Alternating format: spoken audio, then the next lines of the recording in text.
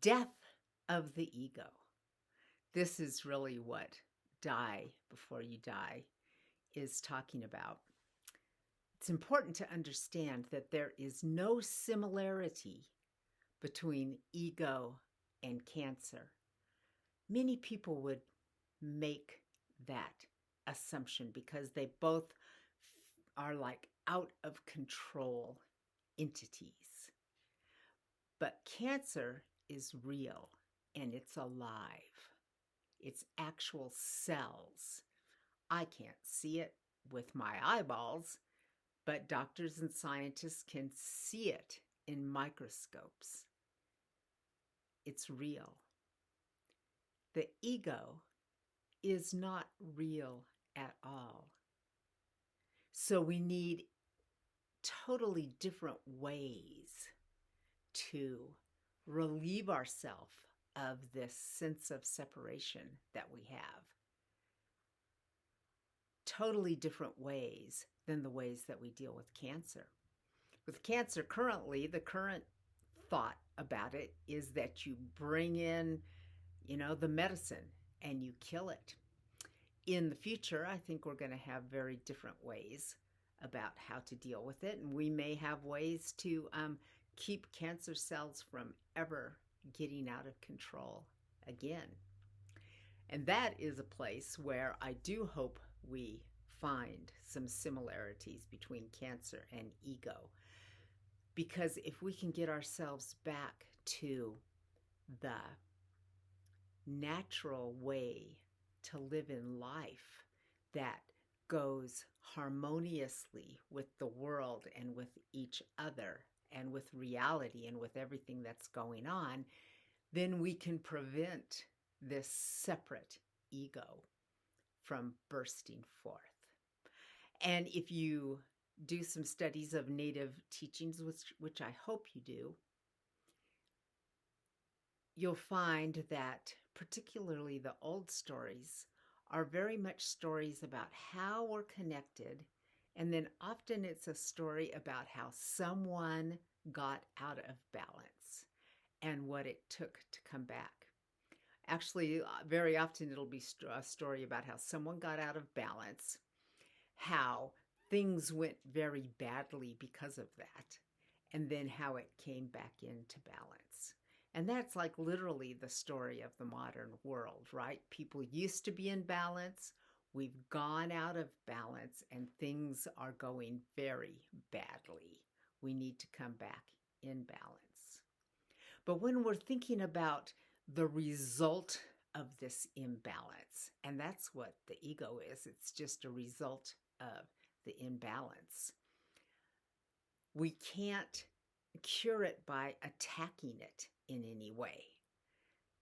You'll just get resistance back. And besides, you don't even know what you're attacking. It's like you're attacking air.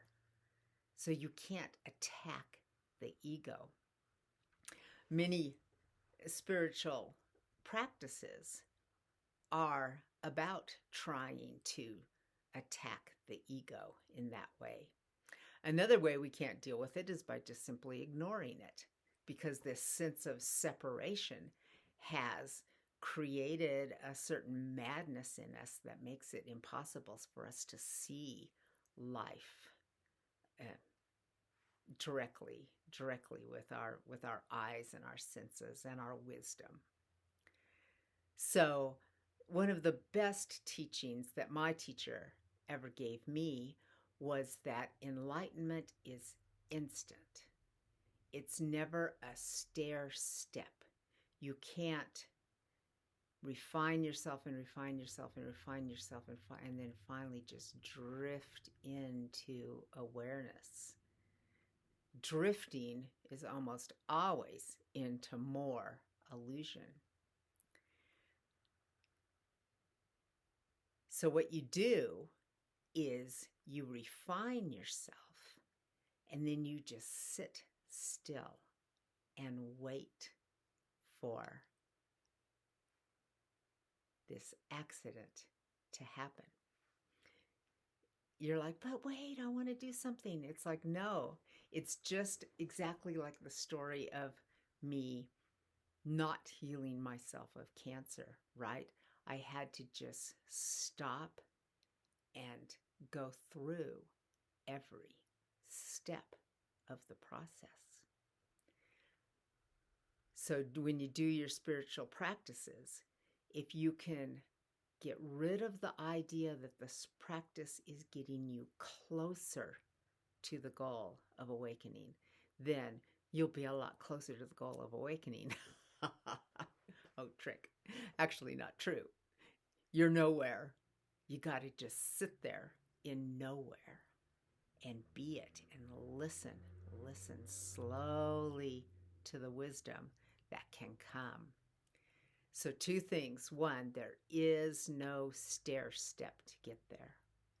Two, you're looking for an absolutely natural state, your birthright. So, one of the things that my teacher always talked about was chanting with the idea of getting yourself to enlightenment. Um, he was from India, and there's big teachings about this there, that if you chant mantras enough, you can replace thoughts with the mantra, completely replace thoughts with the mantra. And that then at that point, it's easy to get rid of the mantra and open to full awakening. But it's actually just as hard to get rid of the mantra as it is to get rid of the full mind. And that's why so many people just get stuck in, lifetimes and lifetimes of spiritual searching. So if you can get over the idea that you can stair step your way there, then you're going, if you can just get rid of that idea, you're so close right there at that moment, because now all you have is what is happening rather than this thing that you're trying to get to, and particularly trying to improve ourselves too. So the death of the ego is just simply the falling away of the feeling of separation, and the feeling of and belief of separation, and then all the excuses that we have to make around that feeling of separation in order to bear it. So practices can practice us right into this immediate moment if we have this trust in life itself. We're meant to be here just exactly as we are. It doesn't matter when crazy things happen to us. It's all part of life.